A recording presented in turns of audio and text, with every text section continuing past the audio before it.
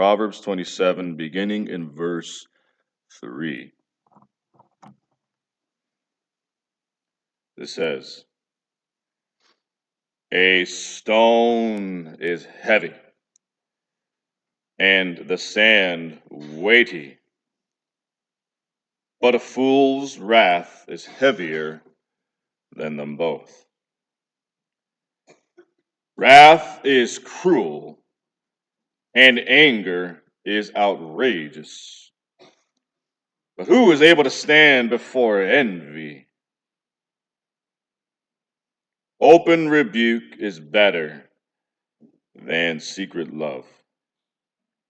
Faithful are the wounds of a friend, but the kisses of an enemy are deceitful. Okay.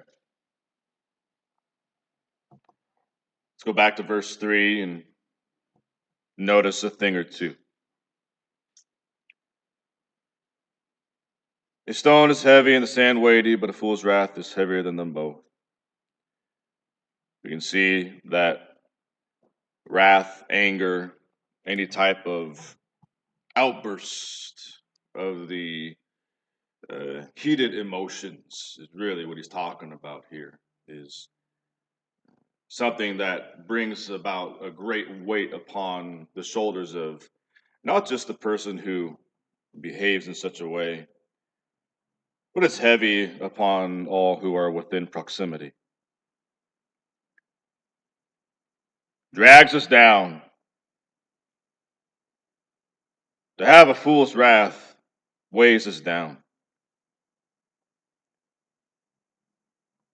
But as you can see, as he moves into the fourth verse, he starts to talk about wrath and anger again. And he says, "The wrath is cruel and anger is outrageous." And that is true.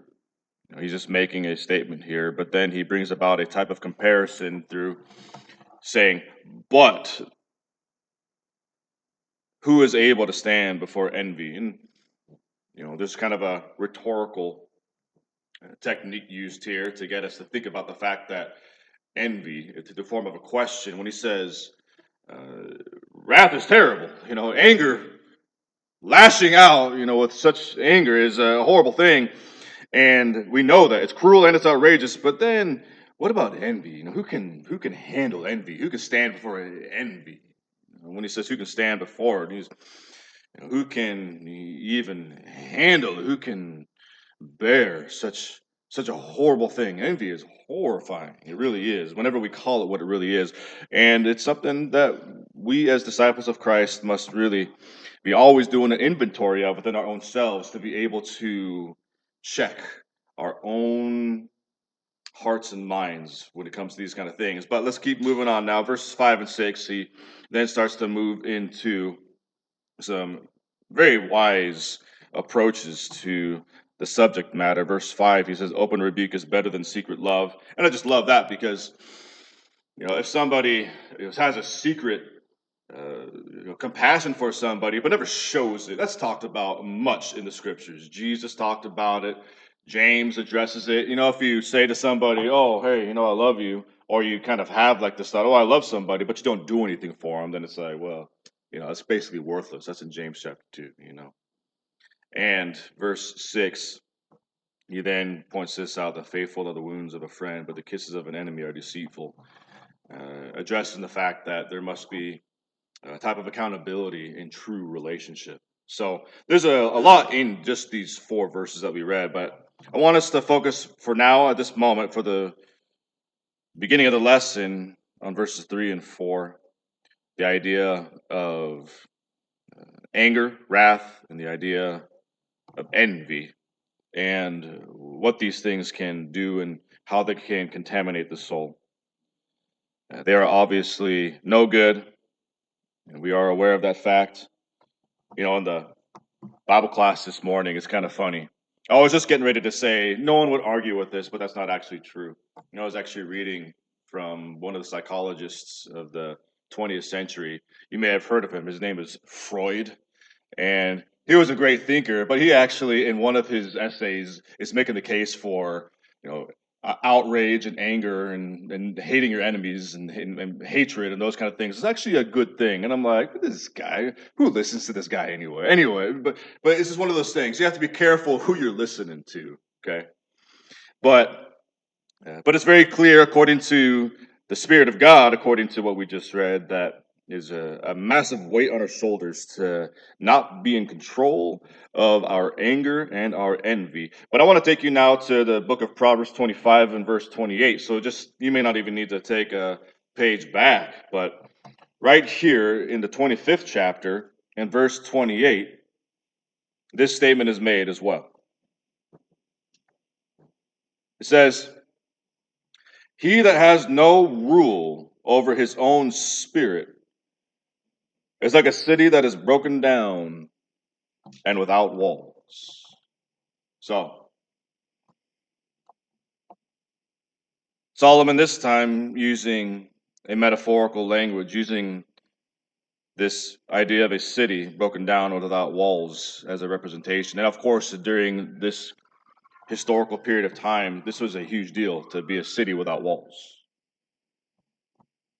Because if you didn't have walls, then the crazy barbarians could show up at any time and just waltz right into your city and take you captive. It was a major fear during this period of time. You remember when the children of Israel, back in the Old Testament, or way back in the Old Testament, when they went into the Promised Land? Do you remember what the 10 spies, the 10 coward spies, do you remember what they said when they brought back report of the land of Canaan? They said, they got high walls, man. These cities are walled up. And so they, as a result of that, didn't think that they could conquer the land of Canaan.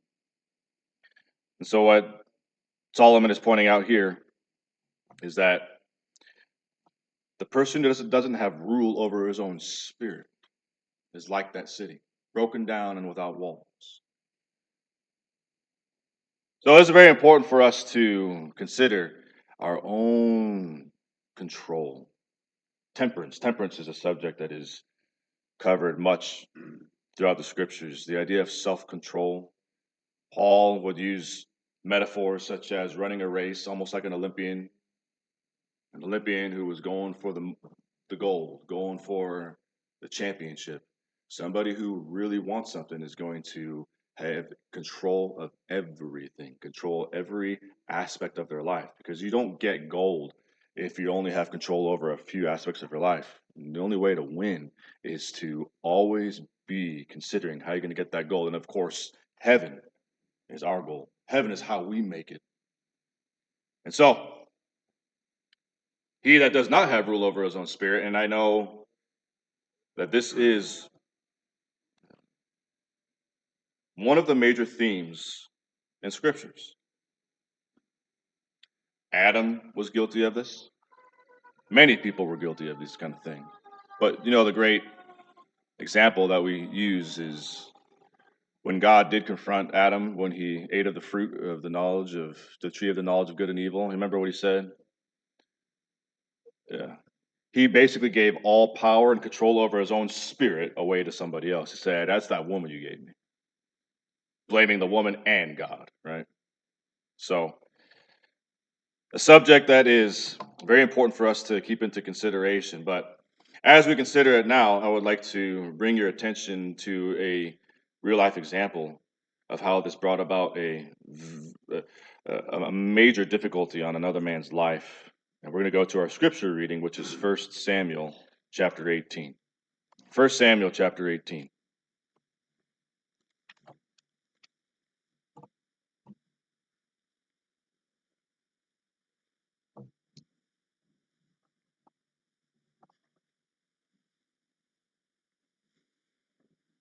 Now, before we read this, I want to refresh your memory on what is happening, the context of this selection of text. It's going to be about two major characters. One was a crowned peasant, Saul, who was wearing a crown but was not truly a king because the king or the royalty was stripped of him by the God of heaven. David was the rightful king, actually anointed by the prophet by the will of God. And in the previous chapter to where we are right now is the chapter I was able to go into this a bit last week of the story of David and Goliath, when David had this great triumph over Goliath. And it was an amazing 15 minutes of fame for David. You can imagine how he must have felt when he conquered that giant in front of everybody, like a big old audience. I mean, two armies were present, and he's able to. I don't know if David even bragged and said, "You guys, wait, did you hear that? I did it without armor." You know, I mean, I don't know if he had that kind of attitude or not, but you can imagine David feeling pretty good. I'm pretty sure his chest was a little bit, puffed, a little bit. And he was a humble man, but he felt good. Ain't nothing wrong with feeling good, and he felt good. And we're about to read about the time when they make their way on back to town, because the battlefield is over here, and they make their way on back to town. And Saul, even the king, Saul was wondering, who is this guy? Who is this young man? That's the end of chapter 17. And they find out who he is. And the text that we're going to read picks up where that leaves off. So 1 Samuel 18, beginning in verse 5, it says, "And David went out wherever Saul sent him, and behaved himself wisely. And Saul set him over the men of war, and he was accepted in the sight of all the people, and also in the sight of Saul's servants." So, like I said a moment ago, just based off of this one verse, what we find out is that Saul exalts him. He gives him responsibility. He gives him glory. He gives him honor. And so did all the people. I mean, they looked at this man, David, like he's something. And everything was going great. Everything in his corner was fantastic. But then let's keep reading. Verse 6 says, "And it came to pass as they came, when David was returned from the slaughter of the Philistines, that the women came out of all the cities of Israel, singing and dancing to meet King Saul, with tabrets, with joy, and with instruments of music." So we stop right there and we realize that this was a celebratory time in Israel. There's a very early in the kingdom of Israel, of course. King Saul, he must have felt good about it too, when people are coming out from the cities and the women are prancing around and singing and making a lot of joyful noise. And verse 7 continues, it says, "And the women answered one another as they played and said, 'Saul has slain his thousands.'" That must have felt good. I'm thinking Saul was probably thinking, yeah, and we see this depicted in movies from time to time when you have like an army marching back and they have their flags up because if they lose the battle, they're not feeling so good. They got their heads hanging down and it's all bad then, but that's not the way it is. You can see the army almost in formation. You can see them all feeling real good. And just that moment when Saul, he feels good and he hears those words, Saul has slain his thousands. And he's thinking, yeah, I slayed my thousands. I'm doing real good. I feel good about that. In just seconds, I'm assuming, we don't know exactly how it happened, but I'm just gonna conclude right here that it wasn't long after this. Maybe there was a big pause in the singing, and Solomon had maybe 5 minutes of yeah, I feel good right now. And then very soon thereafter, what do we hear? So Saul has slain his thousands, and David his 10,000s. Ooh, mercy. So the king, you're thinking, you know what he's thinking. Wait, I'm the king. I'm the man. I'm the one who got this army together. I'm the one who's been leading for these last so many years. I'm the man. In Saul, we actually have, by power of the Holy Spirit and inspiration here, we have like the innermost workings of Saul displayed to us. Because don't forget, the Word of God is able to cut like a double edged sword, and nothing is naked before God. God sees all. Verse 8 tells us, and Saul was very wroth. Man, he must have felt heavy then. So started feeling like some sand and stone was kind of starting to drag him down. He was angry. He was wroth. He was wrathful. He was angry. And it says, "And the saying displeased him, and he said, They have ascribed unto David 10,000s, and to me," there's that me. Whenever me is too much a part of our thinking, things don't go so well. Whenever me is the number one thing, things don't go so well. But they have ascribed to me only thousands,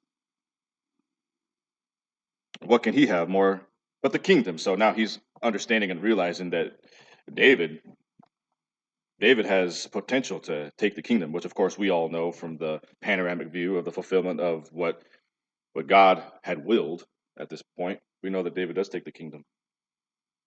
And verse 9 tells us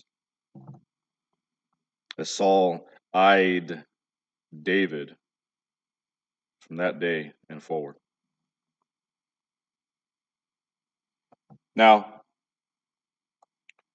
it would be rough to have an enemy. It's rough to have enemies in general.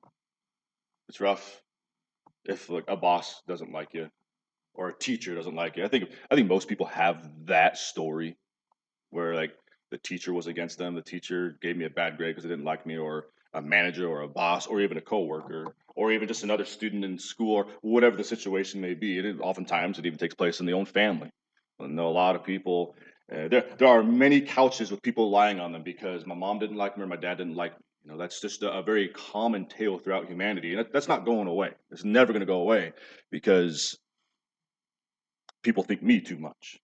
Way too many people think about me, and it's it's no good. It's not easy anytime. It's very difficult to bear the circumstances and the consequences of having an enemy, especially if that enemy is someone close to us. And that is the case for David, except David's enemy is a king. And this king can do no wrong. I mean, in a monarchy such as this, he could do all kinds of crazy stuff and would never have to see the consequences of it. Not long hereafter, Saul is getting ready to throw a javelin at David. He does so several times. So what this does is this dethrones David from his moment of glory for a period of time. And I know that 50 minutes of glory must have been nice, and that is the way life happens to be for us much of the time. It's one of the reasons why it's important for us to understand the wisdom of the scriptures, especially like moments like Ecclesiastes, which we've been studying recently, and how this life is vanity. The good moments are always also coupled with dark moments. We have good days and we have bad days. David probably from this moment forth is thinking to himself, man, I just got exalted. I just got anointed to become a king. I just triumphed over a giant. And he was probably sideswiped at the realization that things are starting to go the wrong direction. From this moment forth, David would be running for his life for a long period of time. The book of Hebrews 11 tells us that some of the champions of faith actually had to hide in caves because of their faith, and David was one of those people. And it was even a more difficult turn of events for David because King Saul, up to this point, thought that David was great.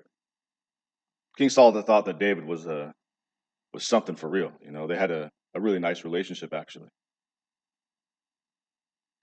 And so it was this moment in this period of time in David's life that brought forth some pretty amazing literature that we're going to read in just a moment here. Go with me on over to the book of Psalms now and take a look at Psalm 55 with me.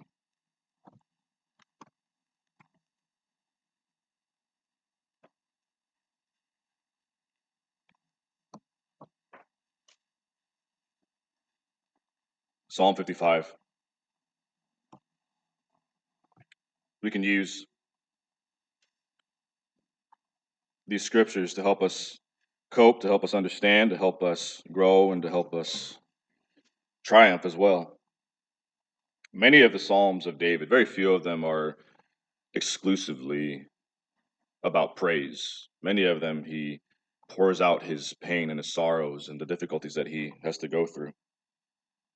And in this psalm, we will find some of David's challenges, one of his major challenges. And he, of course, during many of his psalms and many of his prayers, would ask God for deliverance. And God would make him wait much of the time.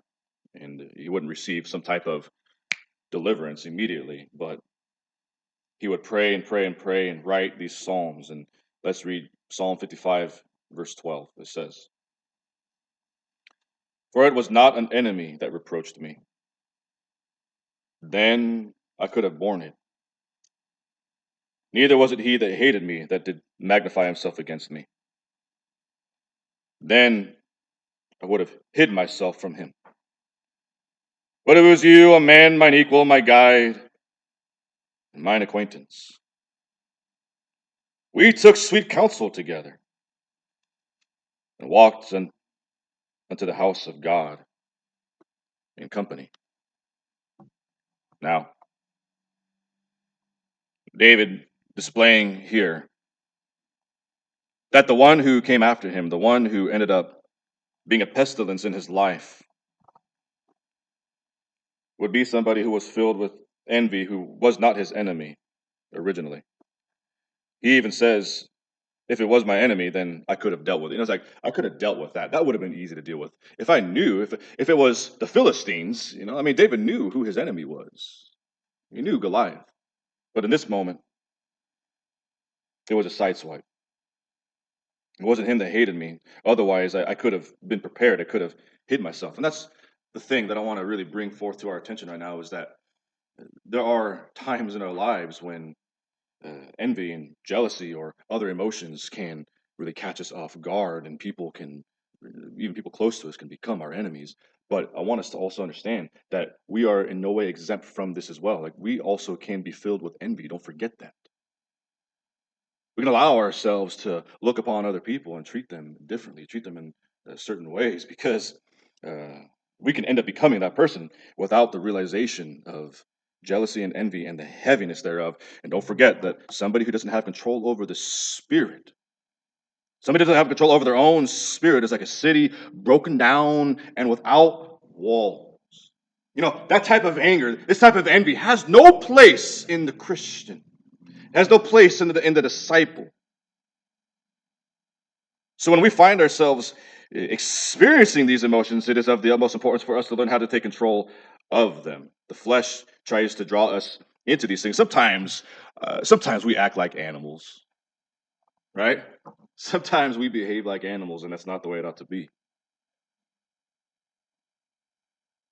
Verse 13, he says, "But it was you, a man, mine equal, my guide, and mine acquaintance. We took sweet counsel together and walked into the house of God in company."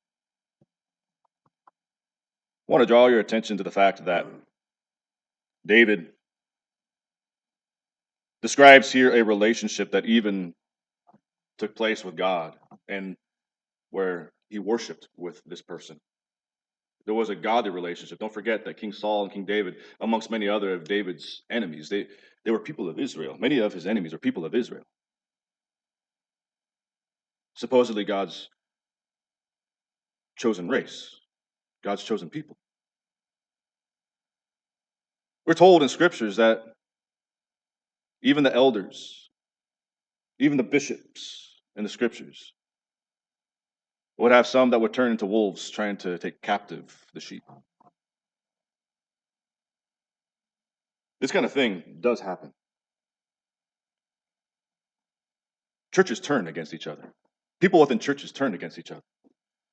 Whereas one beautiful Sunday morning, people were praising God together, and within 24 hours sometimes, people can have their hearts contaminated with jealousy and envy and other types of lust and anger to cause them to behave like animals one to another. When we're supposed to be the highest classification, not of God's creation, but of humanity. We're supposed to be the highest classification of people, the highest of morality. And then you look across the room, and some people look at each other, speak about each other, whisper in corners about each other, and don't think that that wouldn't happen here, because it could and it will. And it must not be so. It must be destroyed.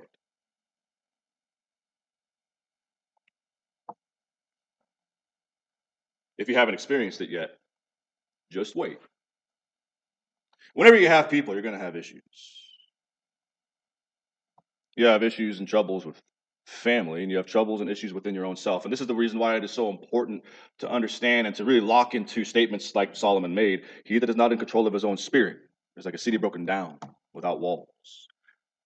There must be a defense mechanism. And I don't know if you noticed in the prayer of Dustin a moment ago, when he was talking to the God of heaven on behalf of all of us, he used the word refinement. We're to be refining our relationship and our own character. We're supposed to be sharpening. We're supposed to be constantly growing. We're supposed to be always in study. We're supposed to be praying without ceasing. We are always looking for how we can do better. Not how we can justify what we did, but how we could have done better. And that's one of the problems with humanity. If you are ever thinking, whenever you walk away from an argument, whenever you walk away from a situation and you're not wondering, you can go ahead and enjoy every experience that is a good one, but you can always ask the question, how could I improve and refine who I am and my relationship with the God of heaven? Because Jesus is the only one who could walk away from a situation and be like, I handled that just right. The rest of us always have growth, always have refining that we should be doing. And one of the most difficult things that can happen to us is betrayal. And that actually contaminates many of us, and it causes many of us to allow ourselves to change the way we view the world around us. There's a paradoxical thing that has to kind of take place as a result of what I'm talking to you about right now. We have to trust one another and also not trust one another. Does that make sense? Because you can only truly, fully trust the God of heaven, but we also need to learn fellowship and companionship and learn that we help one another. There's another proverb in the same 27th chapter that we were just reading. There's a in the 17th verse it says, "As iron sharpens iron, so does a man sharpen the countenance of his friend."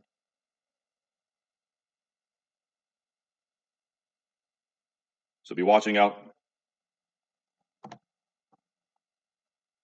but understand that this great atrocity that takes place among us happened to some of the most famous of the champions of faith, and it will happen to us as well. Psalm 41, I'd like to read with you another statement made by King David, very similar. This one is very much the same idea, a very similar thought. Psalm 41 and verse 9, the sweet psalmist of Israel, King David says, Yea, mine own familiar friend, in whom I trusted, which did eat of my bread, has lifted up his heel against me. So David continues, like I said, a similar thought. David did go through this, and King David also had a very rich connection with the Christ. What I do want you to consider with me now echoes quite nicely in the song that we had sung in preparation to get ourselves into this lesson. And it is that David was a man who had his triumphs and he had some pretty amazing moments, but much of his life was subjected to this difficulty of having trouble with the people around him, not being able to trust even his own familiar friend. And what this does for me, what I will express to you right now, is even though David had his moment of triumph, it wouldn't last long, and that really simply is one of the aspects of life that we must know and understand is just a part of life. Life is a challenge, and the same thing happened to the Christ, to Jesus, the Son of God. So we're taken out of the book of John, chapter 13, to read a statement made echoing the same thing that happened to David. John chapter 13.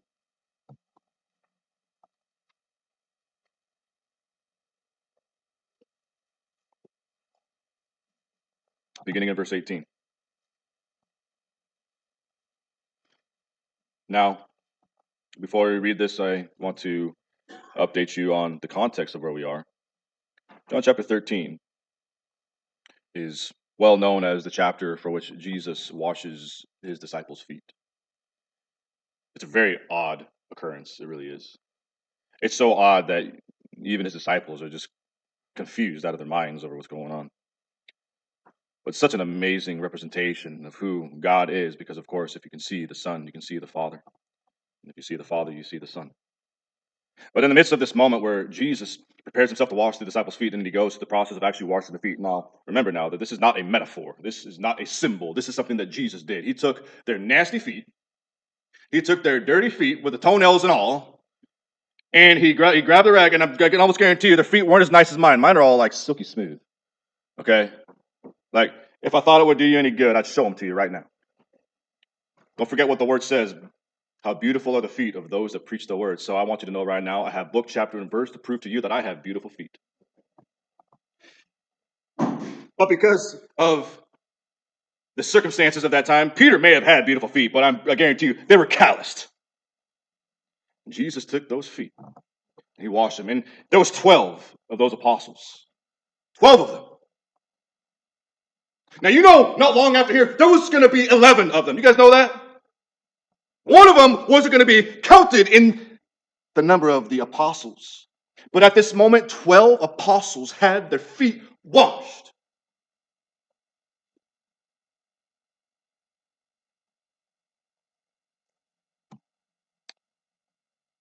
Which means that Jesus washed the feet of Judas.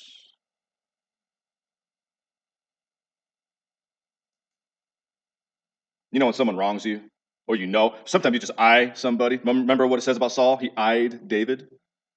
You ever eye somebody? You know what I'm talking about? You guys know the side eye? You know what I'm talking about? Someone you don't like. You feel like, the look I get from my wife all the time. Wait, what's going on? That look. That's what Saul's pretending. And we do it all the time. We pretend like we're not looking at somebody, but we're like this. If they don't see me directly, then they don't know that I'm looking at them. So when we know we don't trust somebody, we treat them different. You ever beeline toward the door without wanting to greet somebody because there's something about me didn't like? Jesus didn't do that.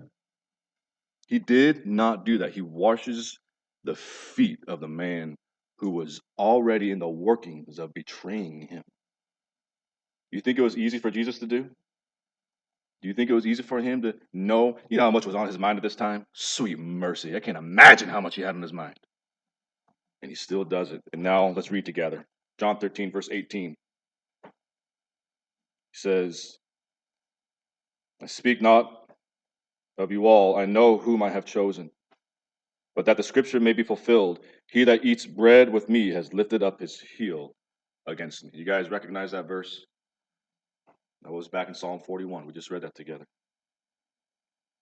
Then he continues on saying in verse 19, now I tell you before it come to pass, or I tell you before it comes, that when it is come to pass, you may believe that I am he. Verily, verily, I say unto you, he that receives whomsoever I send receives me, and he that receives me receives him that sent me. And in verse 21, it says, when Jesus had thus said, he was troubled in spirit, and testified and said, verily, verily, I say unto you, that one of you shall betray me. And I just want you to be troubled for like a little moment right now with Jesus when he was so troubled. But know that the same thing is coming your way. You know what I'm saying? And you've already been through it before. If you're human and you've been around for a few years, you've already had it done to you before. Jesus was troubled in spirit. Can you imagine what it would be like to see somebody who's so strong, the only person who really truly represented strength, the only person who could be called the chief cornerstone, a foundation, but to have him, to be able to see in his eyes the look of trouble in the spirit? And this is a representation of what we had started with. Wrath is heavy. Anger and wrath is like sand, it's like stone. It's so heavy. It's heavier than sand and stone. Wrath is cruel and it's outrageous, but envy is even worse. And these are the kinds of things that crucified the Son of God. It was envy. And it was envy that turned Saul against his friend and what made David have to go through this pain and this agony. But it also brought forth this lesson that we can see that this is a part of what we have to deal with in this life, but then there's always hope on the other end of it. Now that we're in John chapter 13, just going over to chapter 14 and take a look at the first few verses there with me. Because remember now, Jesus was troubled in spirit. John wrote. We just read that together. But then Jesus says this to his disciples. Let not your heart be troubled. You believe in God, believe also in me. In my Father's house are many mansions. If it were not so, I would have told you. I go to prepare a place for you. And if I go and prepare a place for you, I will come again and receive you unto myself, that where I am, there you may be also. And where I go, you know, and the way you know. Now, Jesus always has an opportunity to bring forth hope. That regardless of the realities of this life, regardless of the vanities of this life, regardless of the pain and the agony that we have to go through, there is a place in heaven for us, and there's no tears in that place. There's no tears in heaven. There's no betrayal in heaven. We don't have to eye anybody, be giving people that side eye. That don't happen in heaven. In fact, we will see him as he is what the scripture says. And no side eyeing going on with that. And Jesus loves us so much. Now, this I want you to know is a marriage. It's a wedding and marriage metaphor being used here. When Jesus says, I go to prepare a place for you, that's what the bridegroom would do for his bride. He would go and prepare a place, and he would shock everybody. He would shock the whole town. In fact, that was the custom of those days. He would shock the whole town. When he was ready to go get his wife, you know what he'd do? He'd go get his wife, and it was a very celebratory moment, and that's exactly what Jesus is doing here. You may not be able to trust your spouse, or there might be some issues. I don't want to get into that at all right now on the lesson, because there's a lot of issues in our world right now pertaining to that kind of stuff. But Jesus is someone, and the only one we really can't trust. I'm not going to trust you with my soul. Don't trust me with your soul, but you can trust Jesus with your soul. But you have to go to what he says to do. It don't matter what nobody else says. If he says, verily, verily, I say unto you, you do what he says. And he says to let everything else go and to go after him, because he is worth it. He is worth loving with all the heart, all the soul, and all the mind. We can't trust one another. We can love one another, but you can trust him that he's going to come back one day. And so you want to make sure that your life is in line with what he says. He's the authority. He's the only one who has the right to you in eternity. So, just as you are, though you have no plea except for the blood of Christ, just as you are, if you need the gospel, come forth while we stand and sing.